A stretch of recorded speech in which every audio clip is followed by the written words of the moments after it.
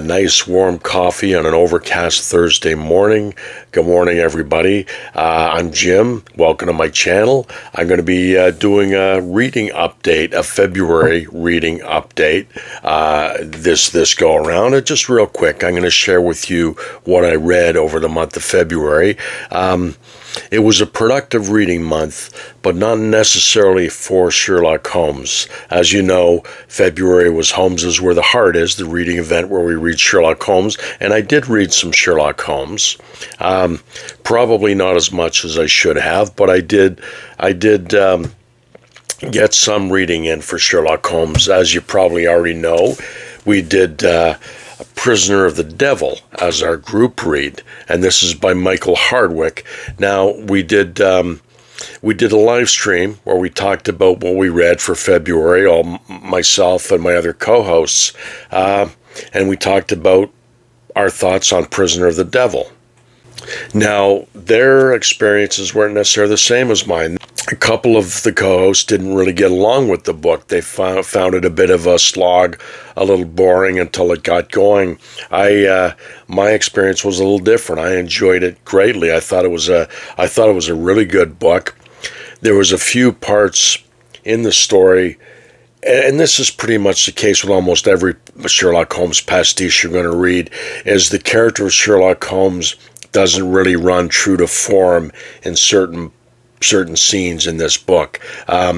For instance, him and Watson go to a seance at the request of the client or the client's wife, and he takes the results fairly seriously.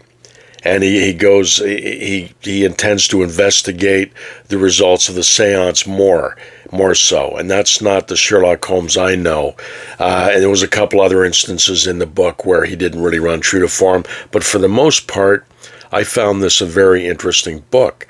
Now, this dealt with the true life Dreyfus affair, where Captain Alfred Dreyfus was sent to prison for being a spy, where he was trading documents from France to Germany. So that was a whole thing. That was a huge event back in the day when it was going on. And he was on Devil's Island for, I think, was it 6 years or 10 years, something like that. So what Michael Hardwick has done with this book, he's inserted Sherlock Holmes into the story and had him investigate the charges against Alfred Dreyfus. But as I said, I really enjoyed the book. It's a big one, but I liked it. There was lots of Easter eggs in there pertaining to the original stories. But as I said, a couple of my co-hosts didn't get along with it too well. For Pastiche Week, I read this book. This is an anthology of short stories called Murder in Baker Street, New Tales of Sherlock Holmes, and it's got, here, I'll just put the authors up there so you can read them yourself. There's some great authors in there, great writers, and one of my favorite things is just to read Sherlock Holmes short stories, whether they're the canon or be they pastiche short stories. I mean, they're a lot of fun, almost very comforting in their own way. So that's Murder in Baker Street. And for the nonfiction week, I had ordered these used magazines. I guess they're called, these would be fan magazines, I guess, called the Sherlock Holmes Review.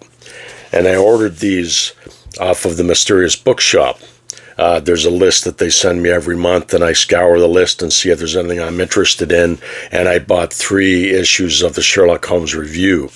Now, I read 2 of them for the nonfiction week for Holmes is Where the Heart Is, and these were fascinating. There's an article in here regarding Arthur Conan Doyle and his love for the sea and for sea travel, and it lists how many times ships were mentioned in the canonical stories, and how many times he went on a sea journey in his real life with his family and by himself. So that was these are really good magazines, and these are from the 90s, I do believe.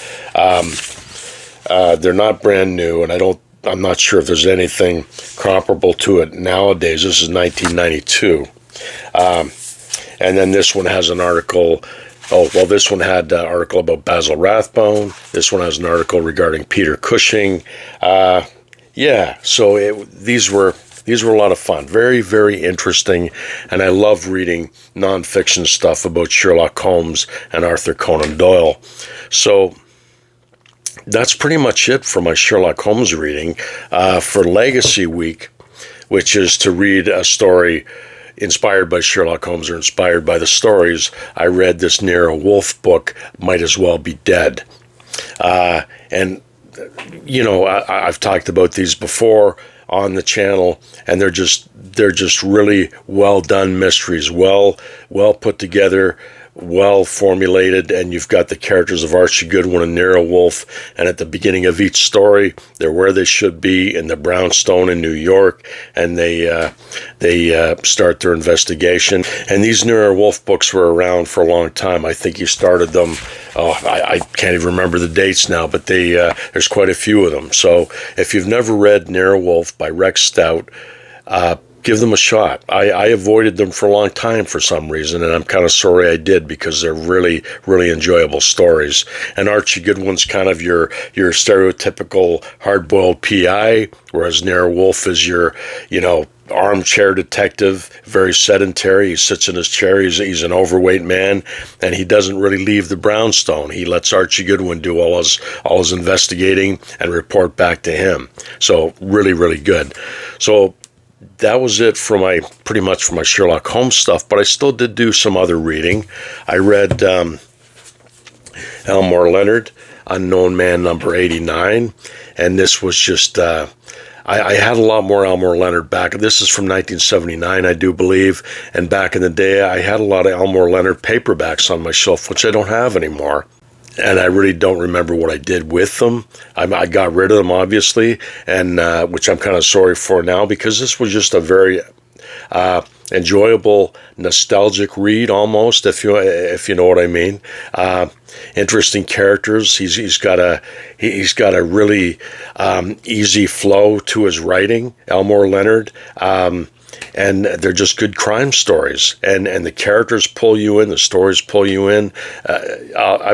I might talk a little bit more about this one later, maybe do a book review of it. I'd like to. You know, some books deserve to be reviewed, and this was a very enjoyable read. Next one I read, there's actually 3 novellas in this one. This was a series of books, Transgressions. You'll see there, Transgressions. There's a whole series of books where these well-known crime writers write a novella that are included in the book. So we have Ed McBain in the story Merely Hate. That's an 87th Precinct story. Then we have a Walter Mosley story called Walking the Line, and a Donald E. Westlake story called Walking Around Money, and that's his character, his thief character, Dortmunder. And that's actually the first Dortmunder story that I've read of Donald E. Westlake's. I've read a few of his Parker books when he's writing as Richard Stark, and I love those. Just a real hard-boiled, crime writer, really good. And the Dortmunder story, I really enjoyed. The only one I didn't really enjoy in this book was the Walter Mosley story. And normally I like Walter Mosley. I like his Easy Rawlins books. But this one, I really didn't know what he was trying to accomplish with this one. It really didn't go anywhere. It's almost like he was trying to create a modern day Doc Savage kind of thing going on. But in my opinion, it didn't work that well. But the Ed McBain story and the Donald E. Westlake stories were excellent. And these are worth picking up.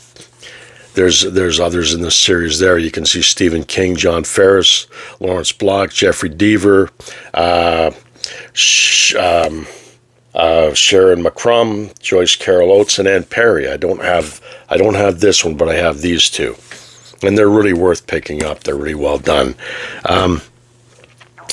So, speaking of Doc Savage, I have been reading a lot of Doc Savage this month. I just finished one up yesterday, and I started another one this morning, and this is for a little thing going on that I'll talk more about later, but I read the first Doc Savage story, The Man of Bronze.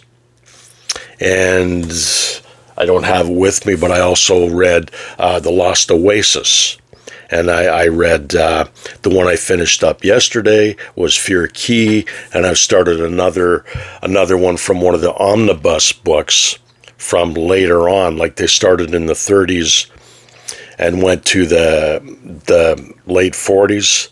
And the one I'm reading now was one of the later ones, and you can really tell the difference. And I'm going to talk more about them later, and in this little thing we have going on talking about Doc Savage. But that's all I wanted to talk to you about right now. I have an awesome book haul that I was debating whether to do the book haul now or do the reading update, but I kind of owed everybody a reading update because Holmes is Where the Heart is over, and I didn't want to, wait too long before I did a reading update. So that's it for now. Until next time, I will talk to you very soon. You guys take care and keep reading.